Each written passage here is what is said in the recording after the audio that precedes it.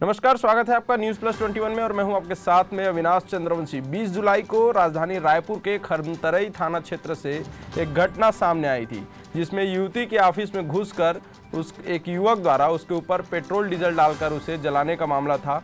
इस घटना में युवक भी गंभीर रूप से घायल हुआ था।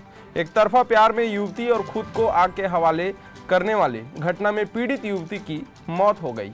मृतिका का नाम पूर्वी झा था और खमतराई के ट्रांसपोर्ट नगर में I4 सिक्योरिटी में अकाउंटेंट का काम करती थी।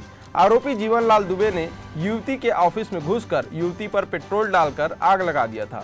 घटना के बाद खुद को भी जलाने की कोशिश युवक ने की थी।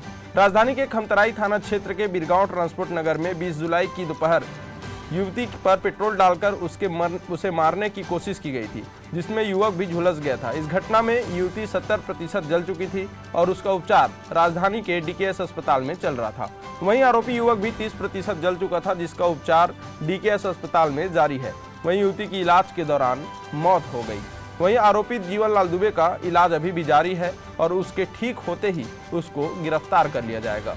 क्या मामला और कब का मामला है? 20 जुलाई को खमतराई थाना क्षेत्र के बिरगांव एरिया में एक घटना हुई थी। एक सुरभि झा नामक महिला जो कि सिक्योरिटी एजेंसी में काम करती है, तो वहीं पे उसके साथ काम करने वाले जीवन दुबे नामक लड़के ने उसके ऊपर जो है मिट्टी तेल डालकर उस पर आग लगा दिया था। इस पर लड़की जो है हॉस्पिटल में सहारा में एडमिट थी। आज उसकी सुबह मृत्यु हो गई है और जीवनलाल जो है वो भी इस दौरान झुलस गया था, वो भी अभी हॉस्पिटलाइज थे। इस पर धारा 316 का मुकदमा दर्ज किया गया है और जैसे वो लड़का ठीक हो जाता है उसकी इस मामले में गिरफ्तारी की जाएगी। ये कितना पुराना मामला है? 20 जुलाई की घटना है और लड़का जो है दोनों के प्रेम प्रसंग का मामला था। उसी बात पर उसने मिट्टी तेल डालकर उस पर आग लगा दी। ऐसे ही तमाम बड़े अपडेट्स के लिए देखते रहें न्यूज़ प्लस 21, आपके हक की बात।